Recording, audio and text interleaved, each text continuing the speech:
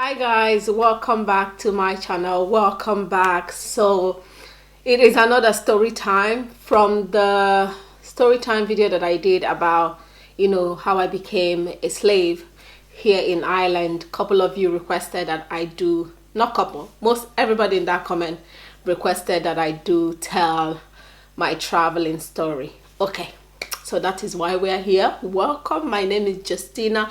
If you're new here, you like vlog, chit chat, story time, definitely subscribe and stay tuned, okay?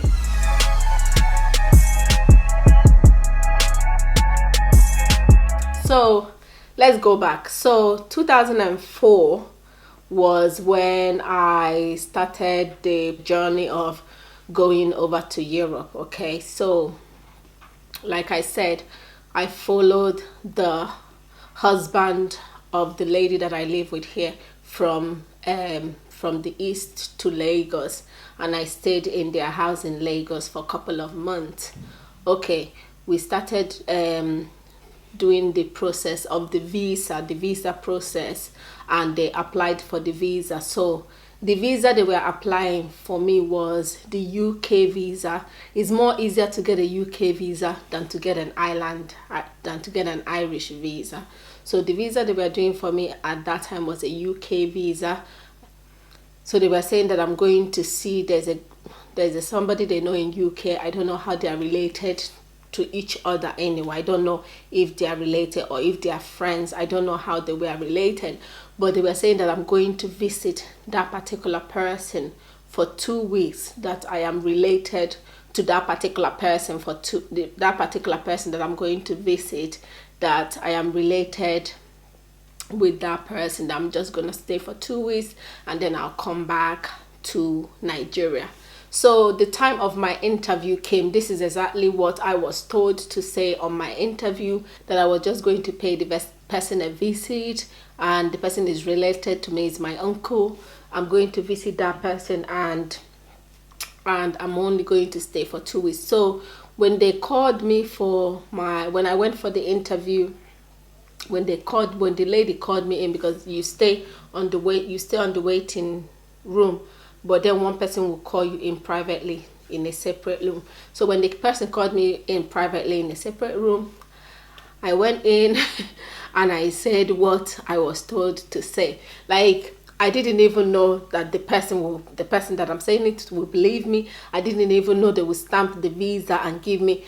Moreover, the husband was already telling me that I might not get it at this interview, that you never know, you might get it and you might not get it. Okay, so I went in, I said everything to the woman. I'm just going to visit my uncle for 2 weeks and yada yada yada. And she took my passport, she went away, and later come back and stamp that 2 weeks visitation visa. Shock. I'm not kidding. Shock. I was shocked. But yeah, so it was, I'm traveling, like they stamp it, and I'm gonna be traveling like literally, very soon, like immediately I'm gonna be traveling, So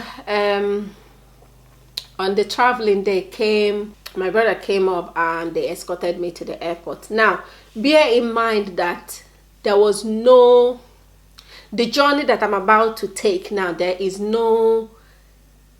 nobody sat me down to break down the journey, because in my mind, like, I've been to Lagos a couple of times, but I've never gone past it. I've never gone out of Nigeria. Like, this is my first time of going anywhere, and nobody sat me down to break the step-by-step journey of what I'm about to encounter. In my mind, I thought when I take plane and get to UK, that is where I'm going. Like, I don't know where Ireland is, but I thought in my head, that with this plane that I'm gonna take, that immediately I land in the UK airport or whatever, this will be my trip. My trip will be over. Okay, I entered the flight, say bye bye to my brother, and the plane took off from Nigeria to UK, but the only thing I was told is that somebody will pick me up from the airport. But in my mind, I thought it's the woman that I'm going to stay with, I thought I thought once I landed, this is it. Like, I meet her, me and her will go from there, and that will be it.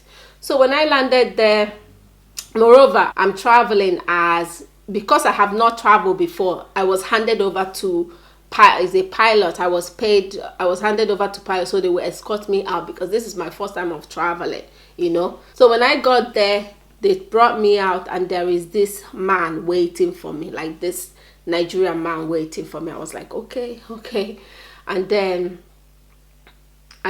he took me from the airport, and we drove a little bit. It was a little bit out. We drove, and then we got to his place. Like, I'm waiting to see the woman that I'm going to stay with, and I was like, in my mind, I'm like, okay, where is he taking me? You hear loads of story. You get there, they take your passport, they bring you to this strange house where you're gonna do prostitution for the rest of your life. This is where my head is going. Immediately that man picked me up. In my mind, I'm like, Jesus, I'm gone. Like, I'm gone. I am definitely gone. And then he drove me. I remember that drive. I was like, Jesus Christ, what have I gotten myself into?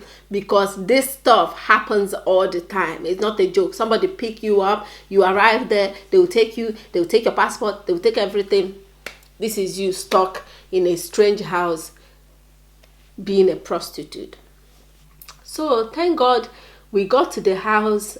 We came in, and he's a family man, so he has a wife and he has girls, like loads of girls. So thank God I was relieved, but I kept asking. I was like, when am I going to the woman house, the person that I'm staying with? When am I going there? He said, oh, tomorrow you will go there. Okay.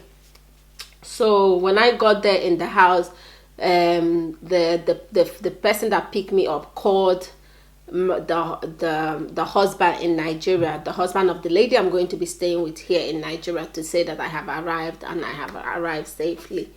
So come the next morning, I was taken again back to the airport. I would have appreciated it if somebody would have sat me down and break the journey, so I know what is coming ahead. So I was worried. Strange. It was strange again that it brought me back to the airport. In my mind, I'm like, why are we in the airport?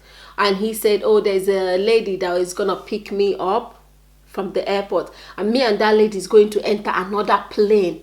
Like, I don't know where I'm going at this one. Like, I don't even know, okay, what is going on? Like, what is going to happen to me?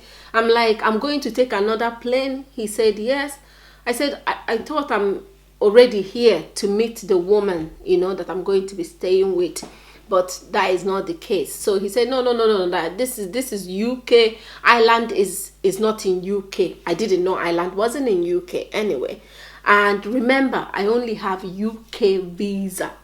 That is all I have. 2 weeks UK visa. So that means you're not allowed to travel at, like, God is very wonderful. Like, when I think about those, I'm like, God, you're so good. Like, God, you're so good, honestly. And we went back to the airport, and I met up with this other lady, okay? And me and that lady took another plane from UK airport to Northern Ireland, Belfast, I think, yeah, Belfast, Northern Ireland. Okay, Ireland, Northern Ireland, and Republic of Ireland is different. It's only now that me is understanding it. Before, when I came new, I didn't know that, okay, Northern Ireland is different and Republic of Ireland is different. So Northern Ireland is still part of UK. If you have a UK passport or whatever visa, you can still travel anyhow you want from UK to Northern Ireland, because they are still under UK. They are part of UK, okay? So we took the plane. Me and this other lady took a plane from Northern Ireland.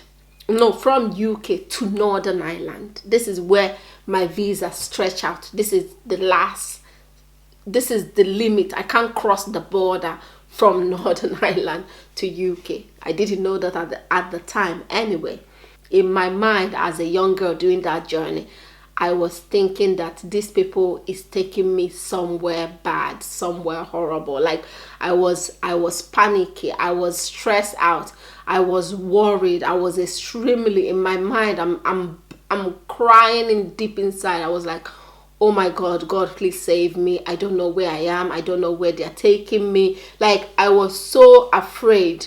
So when we got to Northern Ireland, we cannot travel. Maybe she too, I don't know.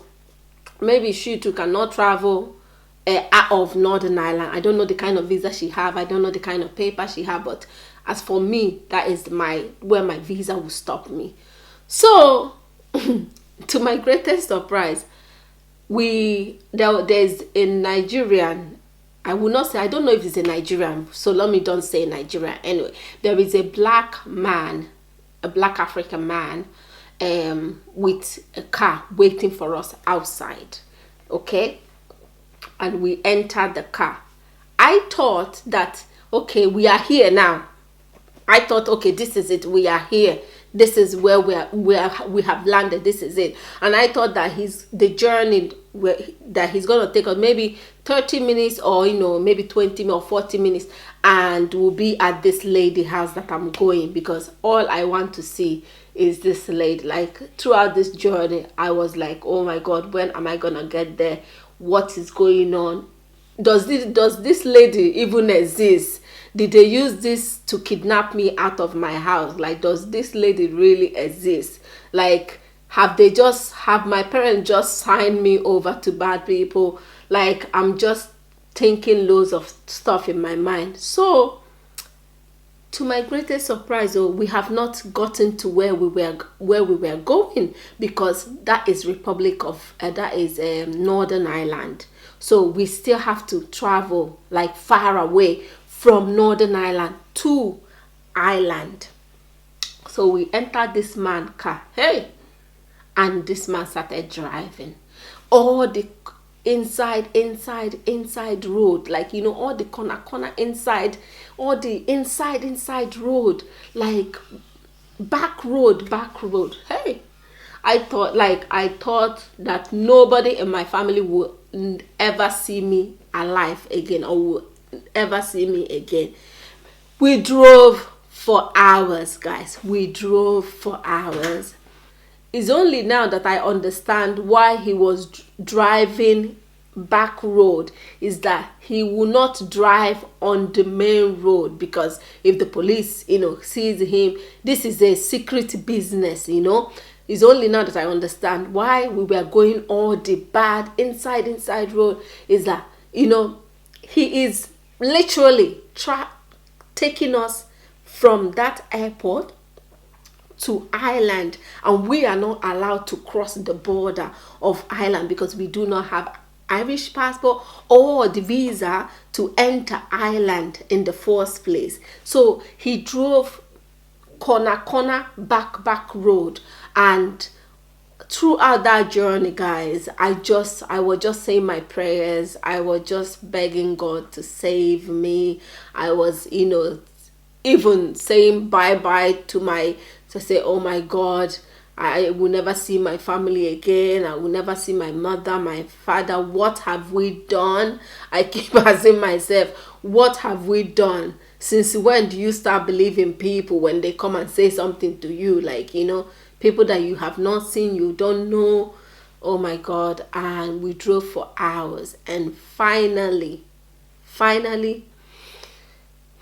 we got to Republic of Ireland, and we drove again to another lady house. There's a lady house that we went to, and we knocked and we came inside, and she was there waiting for me, guys. That is the time that my mind kind of, because I was like, okay, another house, what is going on? Another house, is it this house? I'm like, when they were opening the door, when I was going inside that house, I was just hoping for the best thing to happen. I was like, oh my God, let it be the house. Let me see somebody that I know. I haven't seen her before, but I have seen her pictures hanging around their house in Lagos, their wedding pictures, pictures of her. So I know her face when I see her. Oh my days.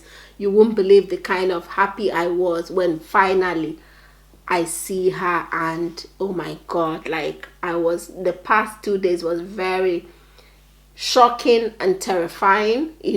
Assuming somebody sat me down and explained the whole of the journey, maybe I would not be so scared. And so, like, I was the whole journey, I was just worried. My mind was just all over the place.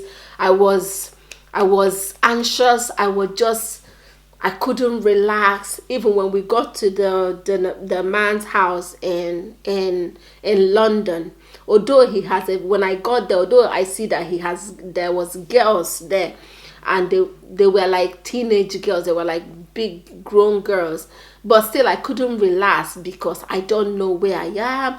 I couldn't sleep in the night. I just laid there. I was just worried, what is going on. So assuming somebody sat me down and explained, okay, this is the step to this journey. Okay, when you get to UK is not where you're going. Okay, you still have to take a few journey to get to where you're going. And some people have strong mind. Imagine that guy that does that kind of business.